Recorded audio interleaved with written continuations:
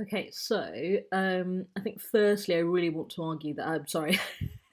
Sorry, I don't want to start by saying the word argue. It's just not absolutely not that. I think the first thing I wanted to kind of say was that before I actually get into my thoughts on this matter was just the fact that this really isn't me trying to take away something that I and others love, or that I'm retrospectively applying a 21st century lens and dismissing the legendarium as quote unquote kind of problematic in that in the sense we kind of use that term online, because that is absolutely not the kind of aim of this or of this kind of reading. Um, and nor am I arguing that a text having these structural issues with them, these politics really playing with the structure of the world itself. That isn't to say that the entire text itself is irredeemable or anything like that, because I think that is absolutely leaning into what I am trying to critique here. So yeah, so kind of just what I was kind of saying in those tags that a couple of people had questions about was that is that the kind of liberal recuperation, and I am noting the term liberal here, I wouldn't actually call it leftist, liberal recuperation of Tolkien's pastoralism. And by that I mean the kind of insistence that his love of nature and suspicion of industry kind of mark him as being essentially progressive, or at least politically neutral. And I don't know, I absolutely understand the impulse, especially because that often comes in kind of, defense against people like Elon Musk, or the Peter Thiel, or any of these kind of right wing reactionary movements that kind of adopt Tolkien's terminology, or any of that sort of thing, right? Um, and I also understand the kind of individual anxiety around it, and I can definitely say I've been absolutely guilty of the same. Where we really want to, the text that we absolutely love to align with our own values, and we want the media that we consume to be seen as reflective of our values, and in this case, they are progressive values. Um, and I do so. However, I do think that in Tolkien's case, this kind of recuperation is actually quite counterproductive when it comes to kind of engaging with these right wing, far right, especially appropriation. I actually think this defense of you are misreading Tolkien. He would actually never love. He would never allow his work to be used in a bigoted sense or in a right wing sense. And I think that actually really prevents us from, as readers, but also kind of people who have progressive views. I think it does prevent us from understanding how these right wing readers extract these politics from the text, because I don't actually think it's through a misreading or distortion, but through interpretive pathways that I do think that the text itself actually provides. And this really isn't to argue that Tolkien himself was far right or fascist or totalitarian or anything like that, because he absolutely wasn't. He was very much fundamentally opposed to those things. However, I don't think the political spectrum is either fascist or progressive. There are absolutely it's a massive spectrum, and he was absolutely on the right of that. And I know that the other argument is obviously that his politics and his his writing and all of that and his positions were conventional for his time. However, I think it is also important to contextualize the fact that they were conventional for a Catholic Englishman of his generation and class on the conservative spectrum. So, yes, they were conventional in the sense that they weren't extremist views for the time. However, that they were still absolutely considered Tory views for the time or conservative views for the time. And you've even got his kind of children who are themselves quite conservative in their own leanings. You've got them kind of absolutely defining their father as a conservative, as an old Tory. But yeah, so it's really not me saying that these politics are unforgivable or any of that kind of thing, or kind of trying to retrospectively read progressiveness into the retrospectively trying to read the conservatism back into it, but rather just talk about how I see how these politics kind of inform his work, and how I think that those politics are actually structural rather than surface level or incidental, and that our critical practice, kind of, when engaging with these texts, really does kind of suffer when we deny this.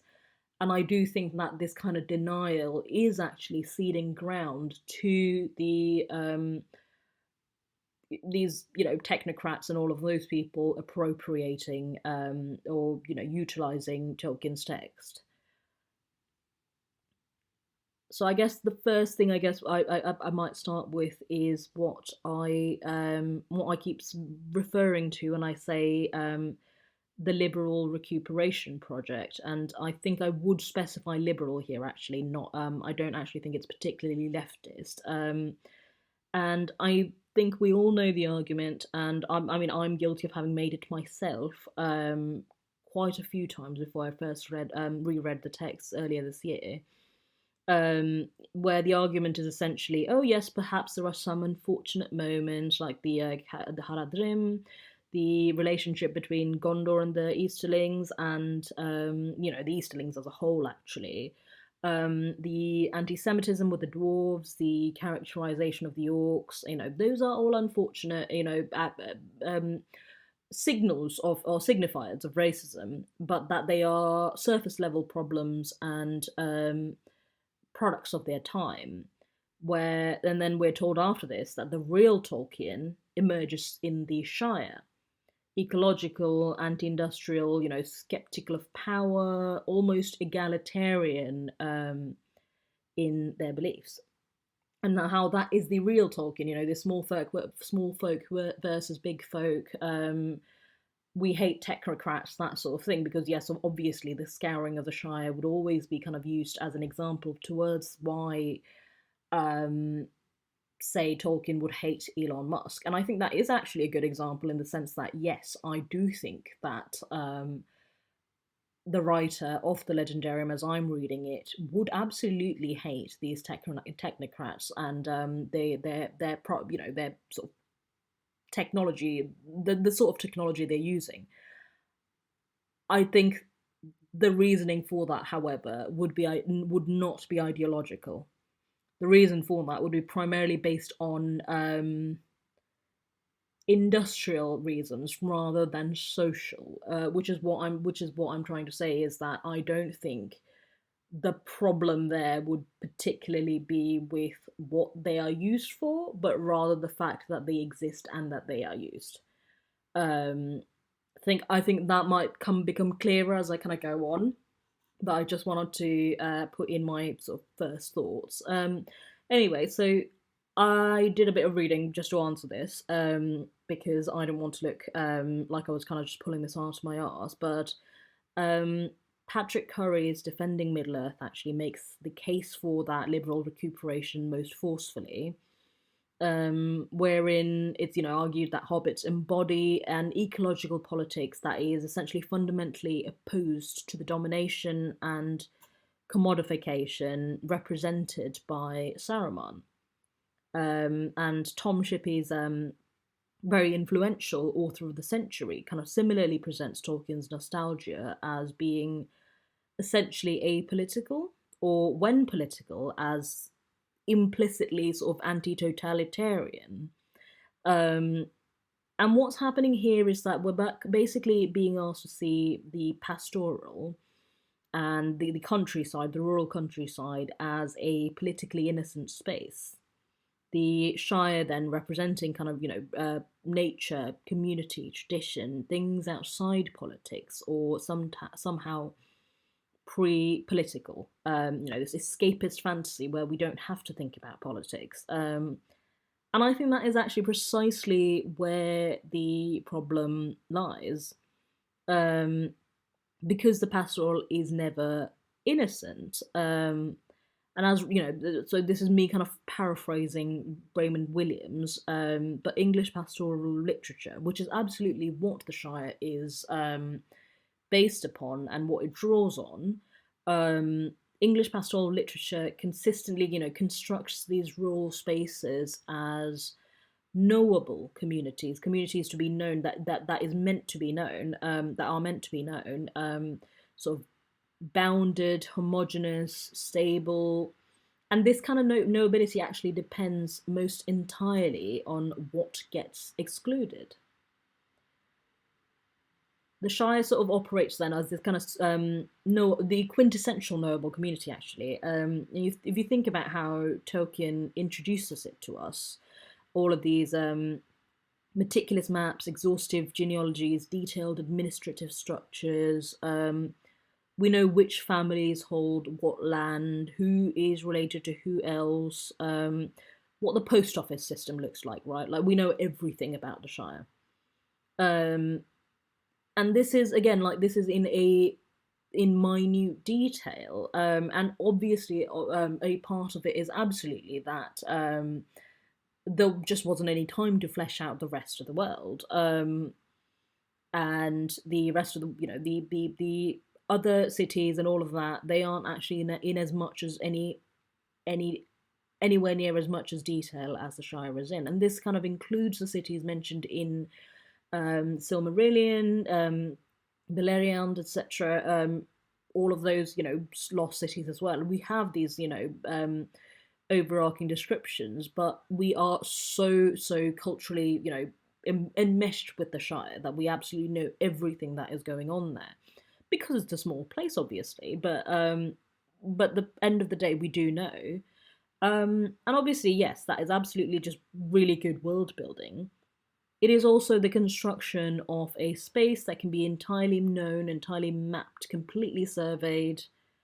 And what this legibility kind of extends to is racial composition. And I think the text specifies actually, and I don't remember where exactly this was first mentioned. However, it specifies three hobbit sort of types, which is Harfoots, Stores, and Fallowhides, and it emphasizes that they're complete. It emphasizes their complete intermixture in the Shire. And kind of what you get is this sort of racial homogeneity, right? Pale skin, curly brown hair, distinctive feet. The narrative kind of presents this homogeneity as what is the natural consequence of geographic isolation. Um, but also at the same time, the language there absolutely does betray something else, which is an anxiety about contamination, about outsiders, and about change, which absolutely is very much, yes, shown as something that should probably change about them. But again, at the same time, it is not exactly a cardinal sin. It is seen as understandable. It is seen as normal. It is seen as something that can be changed very slowly with with I can't think of anything other than the word democracy, but that's not what I mean. Anyway, yeah, it's absolutely seen as something that isn't exactly that bad about them, right? And then you kind of look at how they describe how the text describes this anxiety. Hobbits are shy of the big folk. They regard outsiders with suspicion. They've become unadventurous, and crucially, I think this suspicion absolutely does. If you are anyone other than, Sam or Bilbo or Frodo in the narrative, or the other two, Merry and Pippin, other than a select few people, this anxiety is absolutely validated. Outsiders do bring disruption.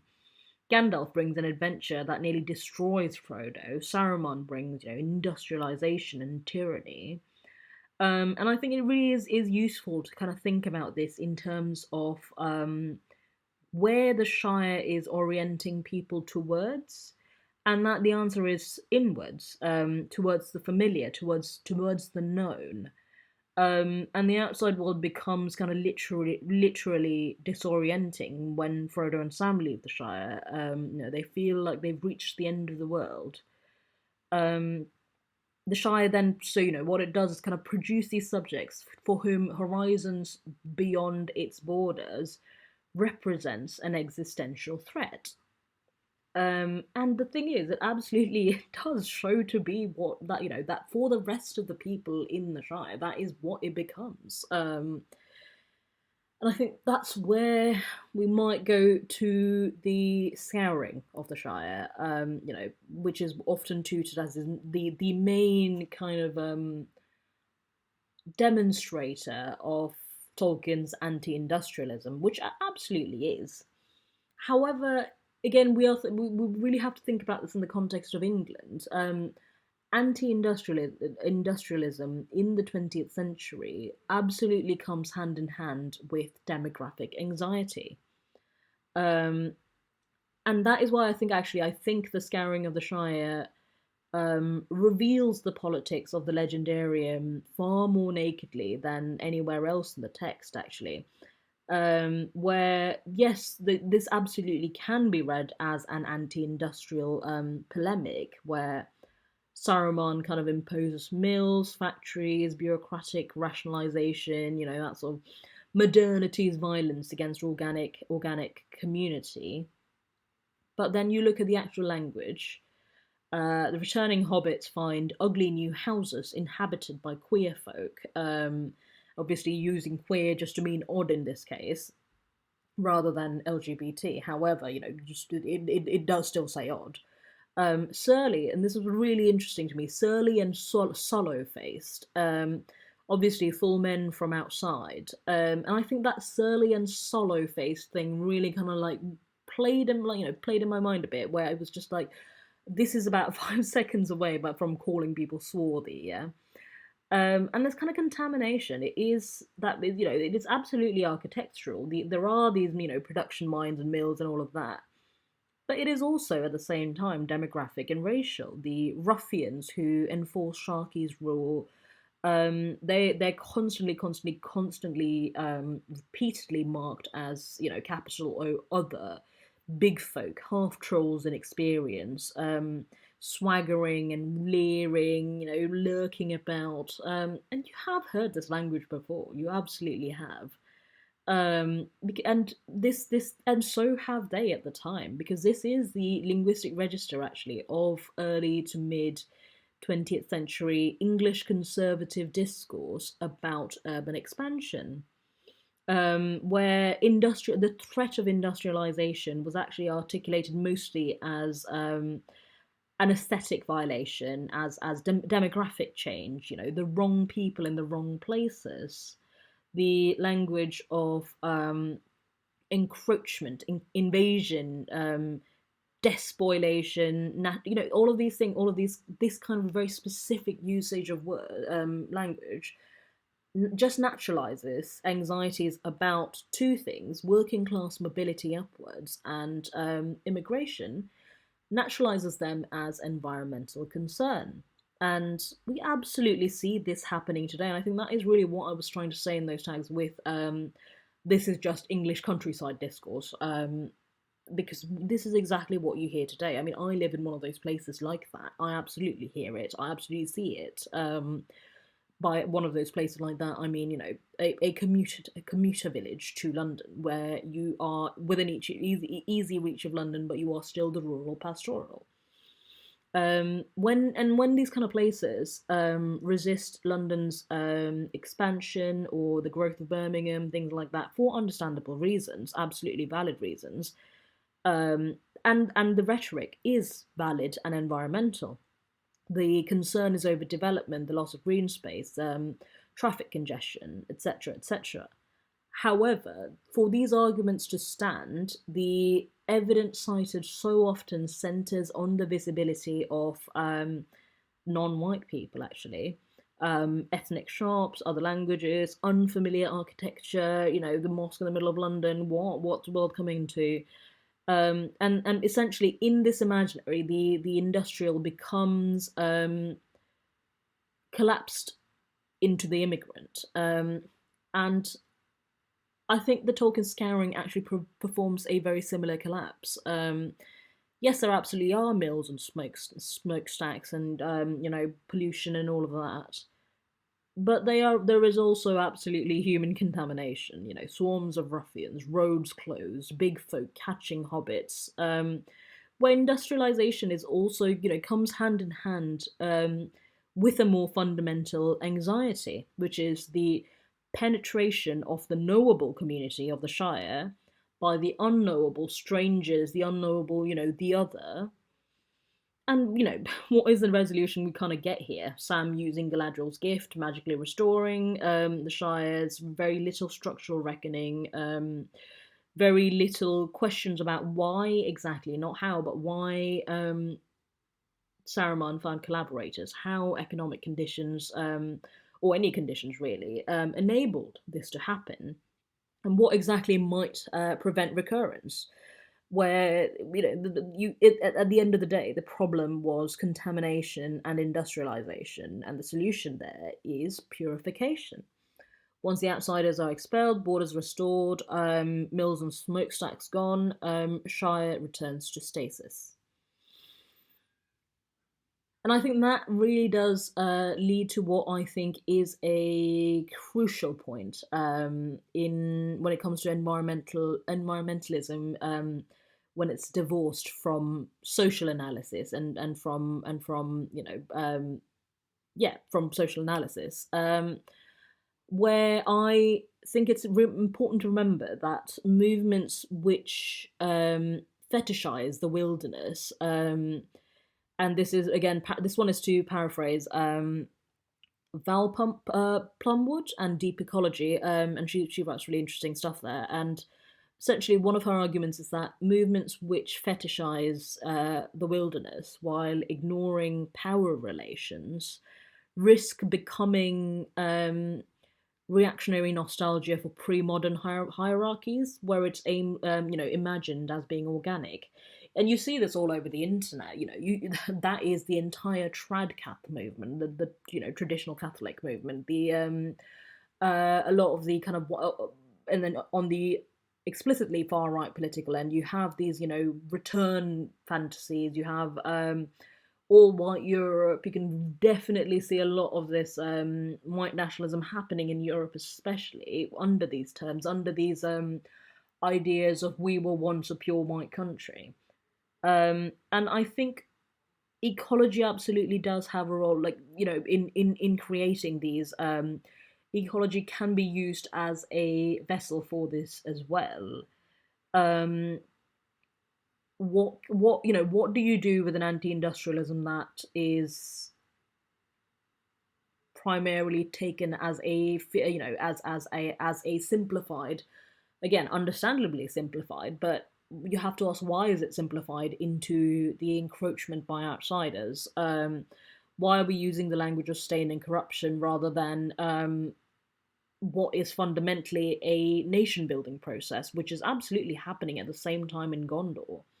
This is the kind of stuff that Gondor are doing, not just to themselves but to the Easterlings, right? And what this does is aestheticize production, right?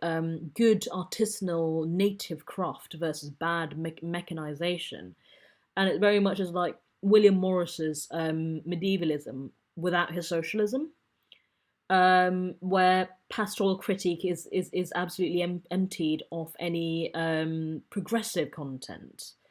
And I think the simplification of the text, because again, it is a work of fantasy, allows readers to kind of project their preferred system onto the Shire, while the text itself avoids commitment, because the language there is very clear. It doesn't actually target a particular system in the Shire or in Saruman, or any of these other cultures, sorry, any of these other encroaching people, right? Redemption arrives magically. Industrialization appears instantaneously. Um, but that's not how environmental degradation actually operates, right? That across these scales that resist, what it actually does is operate slowly, operate outside the public eye, operate across scales that really resist narrative representation. Um, but Tolkien absolutely does compress and personifies this violence, right? And once again, yeah, it is simplistic for sake of narrative. However, why is it simplistic in this way is always a question that I like to ask. Like I said, industrialization is instantaneous, as is redemption. There's very clear cause and effect here. This kind of temporal compression does actually mirror conservative fantasy about social change. Communities changing overnight because outsiders arrived, erasing what is actually centuries of actual economic and demographic transformation. And I guess this is where it might be best or easiest to kind of push back against the standard progressive defense, which is where the usual response to right wing appropriation of Tolkien is they're misreading him, they're taking him out of context, they're ignoring his intentions, he's actually not like that, he would hate you, that sort of thing. And I think that is an absolutely understandable impulse. I also think that kind of impulse assumes that texts have a kind of singular and determinate meaning, and a meaning which is accessible through proper methodology, right? I feel like this is very like new critical fantasy that we've abandoned decades ago. Texts absolutely still contain gaps that readers have to actively fill. And community absolutely does play a part here. Interpretive communities develop these shared protocols when it comes to reading a text, that and these protocols generate mutually intelligible meanings, and I don't think that any of these readings are ontologically privileged over one another. So I think the question really should move, and that is kind of what the crux of my argument is, which is on this front, or my thoughts are on this front, which is that I don't think the question is whether or not the right wing readings and the right wing appropriation is correct, but whether the text provides any warrant for them. And I think it does. That's the thing. The problem isn't that whether they're reading it wrong. The problem is, what are they reading? I think that is what we need to ask ourselves. Um, and I can give like a sort of set of examples of this, and the textual operations that facilitate this kind of reactionary reading. And none of these are, again, these are readings that one might just absolutely will, and I personally disagree with some of these as well, but these are readings that you might disagree with, absolutely. However, you can see how these readings happen because you can see how they are made in the text, or how they are referring to the text. So, firstly, I would say valorization of bloodline and inherited essence, obviously, which is a classic element in a lot of these epic fantasies. Obviously, Aragorn's fitness to rule, deriving from Numenorean ancestry, the obsessive sort of tracking of genealogies, racial characteristics, determining capabilities. Elven immortality, dwarven craftsmanship and stubbornness, orcish malice. Absolutely, there is an element of biological determinism here, and I absolutely disagree with some of this stuff. However, I can see why someone who is on the far right would read this and then amplify it, reading Middle Earth as validating race as natural kindred with inherent qualities. And I can see how they use that through their own narrative logic, how they use what is already there in the text to their favor. I think the other option is obviously the second example I have is the naturalization of hierarchy. Middle Earth social order, Valar, elves, men, hobbits, etc., with orcs, entirely excluded from moral consideration. Um, Again, presents us stratification as some kind of necessity, as a cosmic necessity. Actually, what is the final resolution of narrative tension in Lord of the Rings? It is Aragorn's coronation, presenting hereditary kingship as proper governance. The Shire's social hierarchy, that goes primarily unquestioned, and so are a lot of these others. And again, we absolutely understand that Tolkien was writing for a time and about a specific time and place in a specific style. Um, but those aren't choices that exist in a vacuum. Why are you picking this style? Why choose these elements to carry in your work? These are all active choices. They're not particularly, bad choices or evil choices or anything like that. No text is pure. But these choices are absolutely there. And reactionary readers might just, it is absolutely, if I was one of them, I might choose to read that as affirming natural aristocracy against egalitarian modernity. And I could say, from that point of view, that my reading is textually substantiated.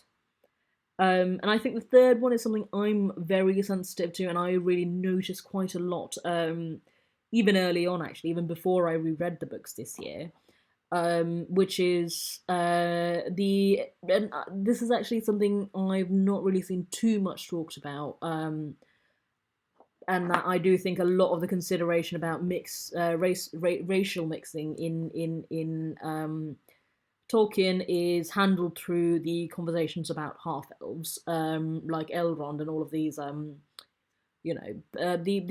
half elves, Elrond, his parents, etc., Arwen, and the kind of burden of choice and all of that happens with them. There is also, however, this anxiety of miscegenation really, really embedded in the text, where the Urkhai, where Treebeard and the other Ents kind of talk about it as being Saruman's mingling of the races, potentially, of orcs and men, and how they represent Middle Earth's deepest horror. Where these hybrids, again, you can see that a lot of these are, might be referring to Nazi practices, right? However, these hybrids absolutely actually exist in this novel. It is not the hybridization that is simply problematized, but the fact that these hybrids exist is a sign of evil. Is these hybrids combine the race's worst qualities. Exist as tools of evil. The swarthy men, the half orcs, absolutely kind of contamination and danger laden language. And the text kind of racial puritanism might be conventional for what we now see as 1950s fantasy, or even in the time immediately afterwards. But that conventionality absolutely kind of illuminates rather than excuses the ideology here. And once again, if white nationalist readers could easily extract from that a narrative about the importance of racial integrity, because that narrative is also provided. And I think number four is the fourth example. I've only got four examples because I think I would be here for a very long time if I did. Yeah, the fourth example I've written down is the structure of invasion and the necessity of expulsion. So again, like we're talking about the scouring of the Shire here, where it requires violently removing outsiders to restore some kind of communal integrity, homeland invaded, contaminated, and purified through righteous violence. And this kind of maps directly onto far right rhetoric, in my opinion, about demographic replacement and remigration. Um, and even though it is absolutely, this might be intended as anti industrial rather than anti immigrant, um, this is still, being published in a time that the wealthier, larger amount of the wealthier members of the colonized world at the time of, what we now know as global south, is they are actually moving into England by the when Tolkien was writing. The access to British education was widening from being for the 0.01% to 2 to 3% of people, right? Like, from, again, these are people, again, from the um, imperial colonies themselves, and I'm talking about sort of, Indian, half of the first Indian cabinet was educated in the UK, for example.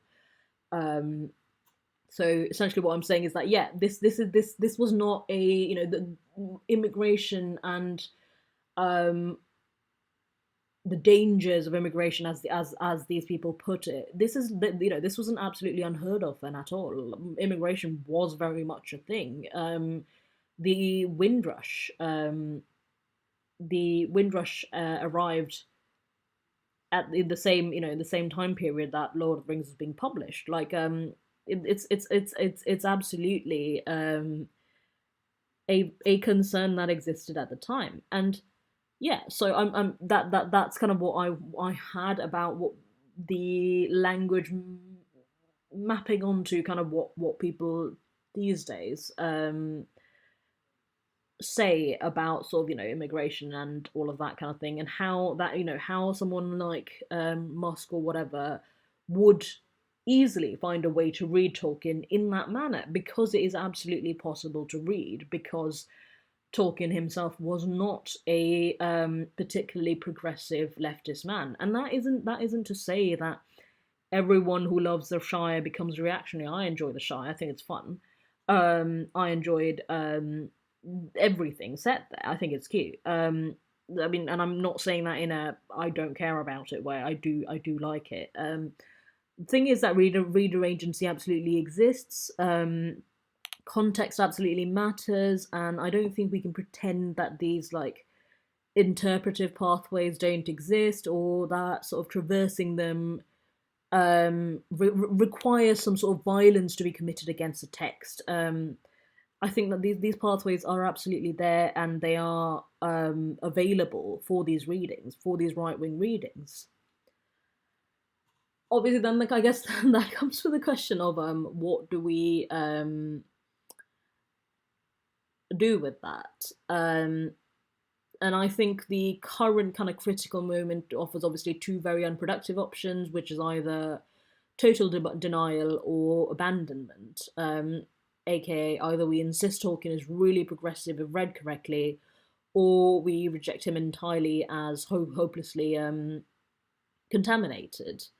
And I don't think we need to do either of those things, essentially. I think that we can acknowledge, absolutely, we should acknowledge that the text conservatism absolutely does exist, without claiming that it claiming this the conservatism exhausts the meaning of the text, or forecloses any progressive engagement, or that it's beyond repair. Yeah, sure, the Shire, but because that's not the case. Because, yeah, sure, the Shire definitely encodes the reactionary pastoral in my eyes. The text absolutely naturalizes hierarchy and, to an extent, racial essence. However, the Lord of the Rings also very much, and I'm talking about Silmarillion here as well, and sort of the wider Legendarium, does have really interesting, and I would argue in certain cases, progressive explorations of mercy, sacrifice, corrupting nature of power, dignity of small lives, etc., and actually ecological interconnection. I think there are some really, really good and interesting threads to follow there. But these elements, I think, coexist with the conservative politics rather than cancel each other out. Um, and so, going on from that, the second thing is that we should probably then develop a reading practice that attends not to find a single true meaning of Tolkien, but rather kind of accept textual contradiction and excess. Texts and writing, literature, media always says a lot more than they intend. Every text contains materials that work against its own ideology, and I think Sam and Frodo's relationship is a really good example here, where it is very much written as martial brotherhood and master servant hierarchy, and how those how that air of loyalty, yeah, but that those both of those areas are really exceeded in a really interesting way, and provide such a one of the clearest spaces, I think, for a queer reading is right there, is with Sam and Frodo. Um, or if you're thinking about Eowyn, whose story of very much story of very patriarchally constrained, and then her attempted escape, how uneasily that sits within the text's kind of broader gender conservatism. And these moments, like this is the bits where we can jump in and have our readings, where the text absolutely offers us these queer slash progressive parts for interpretation. Um, yeah, so I think basically those, I don't think those moments redeem the text, but they definitely, I think, offer resources for reading it differently. Um, and I think that is again very much connected to point number three, which is we have to. I think it's best to I think a text is best read when it refuses like authenticity discourse, the kind of idea that there's a real Tolkien but beneath the problematic surface, or vice versa, actually. I think the conservative elements of the text are just as authentic, just as equally Tolkien as the more progressive aspects. He is a person, he was a bloke. Like, he contained many multitudes and contradictions and unresolved tensions and all of that. Half the Legendarium isn't even written by him, and so sorry, isn't even actually compiled by him. Half of it was rewritten, etc., by different times. And I don't think our kind of position here is, when faced by Elon Musk's of the world, saying that utilizing Tolkien. I don't think our job is to kind of resolve these tensions in the text to coherence. I think it's a lot more productive to kind of hold them in suspension and see how they're reading it, and also see how we're reading it. And I think yeah, transformative fiction, I think this is absolutely the place for it. And I think that's where really queer readings and progressive readings can absolutely work in such interesting ways, without necessarily going to the text and saying this is actually the most progressive piece of writing in the world, because it's not. And I think our fan works can be absolutely just as much of a sign of our values, and actually more of a sign of our values than shoehorning a progressive reading onto a text in order to neutralize your own anxiety about consuming problematic work. And I think it is kind of important on, like, on a level broader than Tolkien as well, because the fantasy genre has long claimed, I think, political innocence through apparent distance from reality. However, obviously, we know this is the case, and it's been argued against since the 1960s, even. That it's absolutely not, that it has real world elements, etc., etc. Um, because obviously, I do understand the impetus to treat Tolkien and other fantasy as escapist, but um, to paraphrase Friedrich Jameson again, the attempt to escape history is in itself historically situated and ideologically motivated. I don't think fantasy escapes ideology. I think it actually is a vessel for it, and one that, due to its escapist tendency, can make ideology seem natural and inevitable. Um, yeah, I think that's why I think the stakes of reading Tolkien politically kind of extend beyond him. Fantasy very much remains popular culture's dominant form. Lit film, TV, games, etc. It very much does shape how millions imagine sort of, power, community, difference, etc. Um, and so when fantasy is seen to naturalize monarchy, racial essence, etc., I don't think it's actually politically neutral world building. And I can absolutely see why a right wing person would read Tolkien in that way. And I guess the question, like, I don't think the question should be whether or not we can enjoy fantasy without, despite its politics, because I think that's just, again, another incarnation of purity politics. Where we're kind of playing a sort of moral Olympics against each other. What I consume is purer than what you consume, and nobody at all in the world has, I don't know, nobody is into Gandalf's laying eggs in Saruman's mouth, yeah, because we're all normal people and we have normal interests. But that's not actually true. I know that there are people out there, and I swear it's not me, who enjoyed Gandalf laying eggs in Saruman's mouth. However, sorry, I could not accept, I could not resist that one. Right, see, this is why this is not an actual, this is why this is not a video essay or anything. This is just me kind of shooting the shit. Yeah, sorry, going back. Yeah, so I guess, yeah, it's not whether we can enjoy fantasy despite its politics. It's more about how we can, or how we might actually consume it critically while exploring and acknowledging our sort of own implications.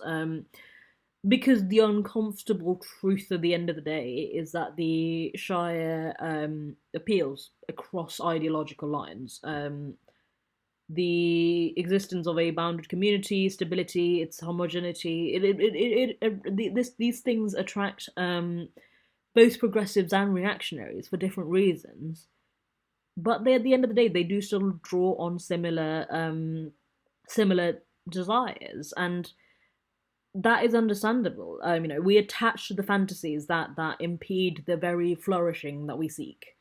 If the Shire represents community against alienation, how is that community purchased if not through exclusion? Right. That's the kind of questions I might ask.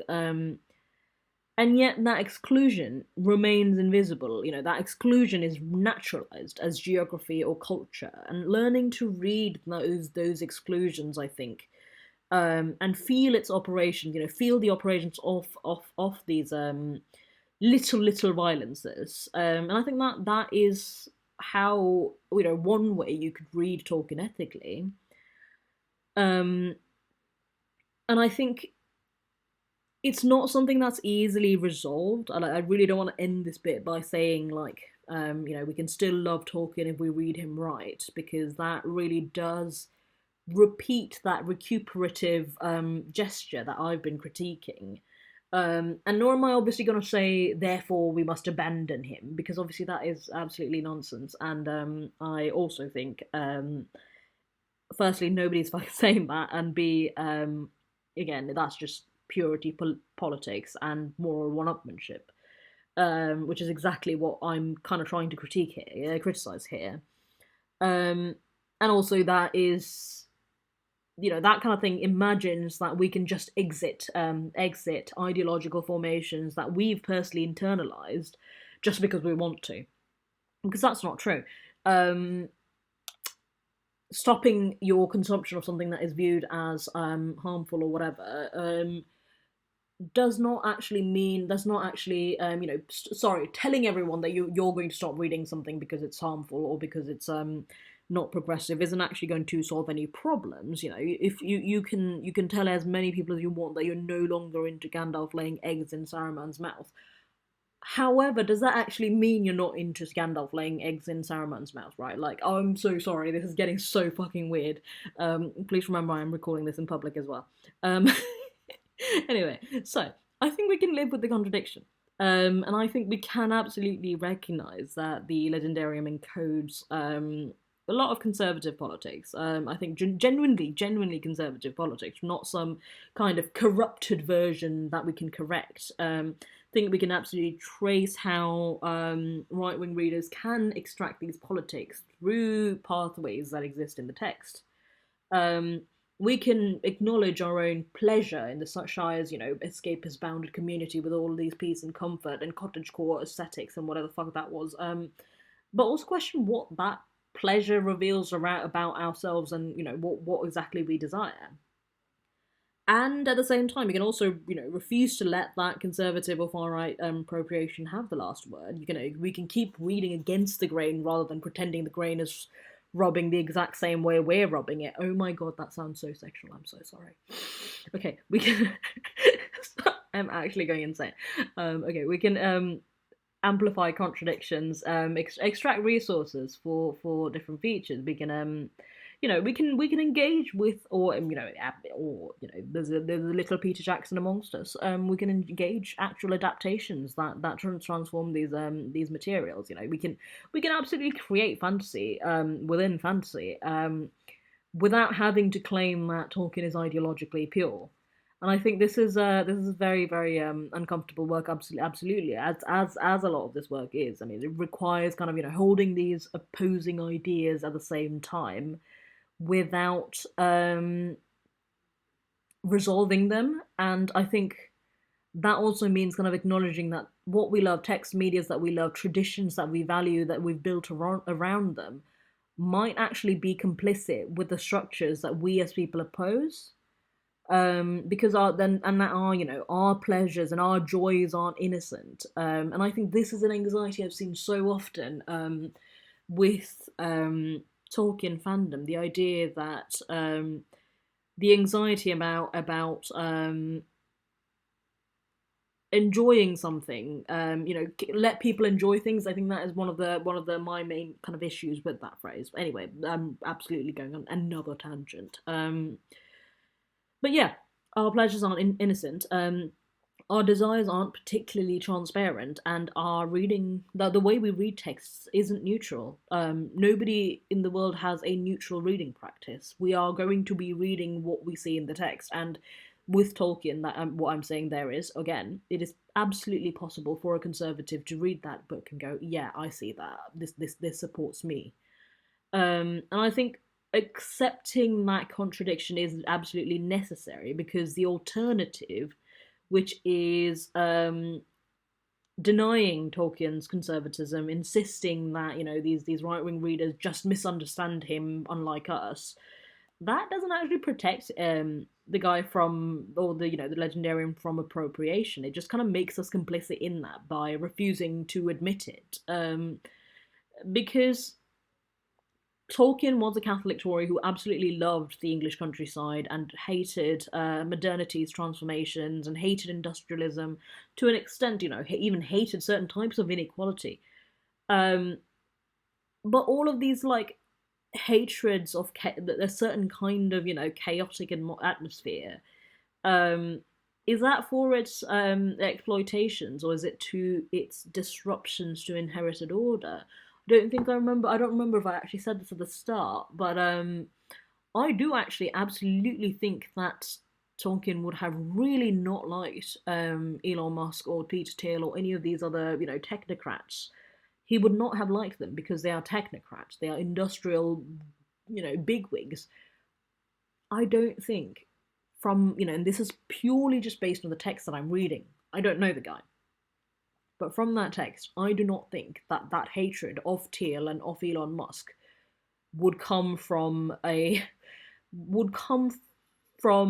ideological position, right? I don't think that the problem would be that Elon Musk is using this language about immigrants. The problem would be that Elon Musk is a technocrat, and I think that is what my reading is, right?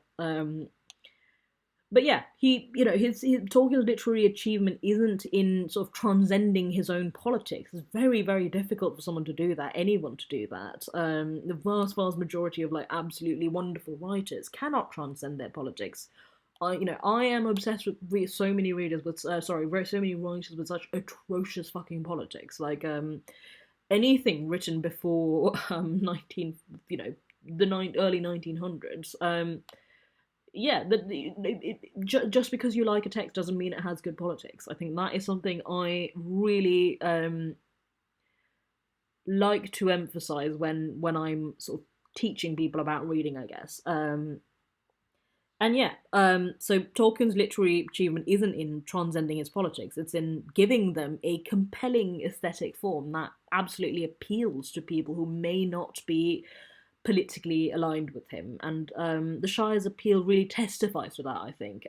Sorry, just to go back to the Shire to end it, yeah. The Shire's appeal absolutely testifies to that, to both his craft, but also to how the enduring power of this conservative pastoralist aesthetic to phrase itself as seeming neutral. This how security purchased through exclusion and peace predicated on expulsion of others. How that is so aligned with how we read our world that we are thinking, oh yes, this is this is not that normal of a place, but I guess it's more normal than all of the other places in the Middle Earth. Um, and I think, yeah, recognizing that, and either sort of valorizing or entirely condemning it really is a more honest reading than kind of performing endless sort of apologetics. Like, I do think that yes, the Haradrim were bad, but the Shire and the Hobbit story shows that Tolkien's politics are inherently good. It just feels to me like I don't like I'm it just feels to me like an American university doing a land acknowledgement before doing something absolutely atrocious. Right? That is what that kind of reads to me as. Very very weird example, but it's the first thing I thought of. Um, and yeah, I think it's perfectly normal to accept the fact that great, like really good literature and really good compelling places like the Shire can encode reactionary politics. That aesthetic achievement and sort of ideological critique don't necessarily kind of exclude each other. And that we do find pleasures in structures that we intellectually oppose. And that is such an uncomfortable thing to realize. But it is true. Like the comfort, the kind of comfort you find in the Shire, the warm hearth, a tended garden, the closed door, and all of these things are precisely what the Shire promises, and what this conservative, and also precisely what conservative fantasy offers.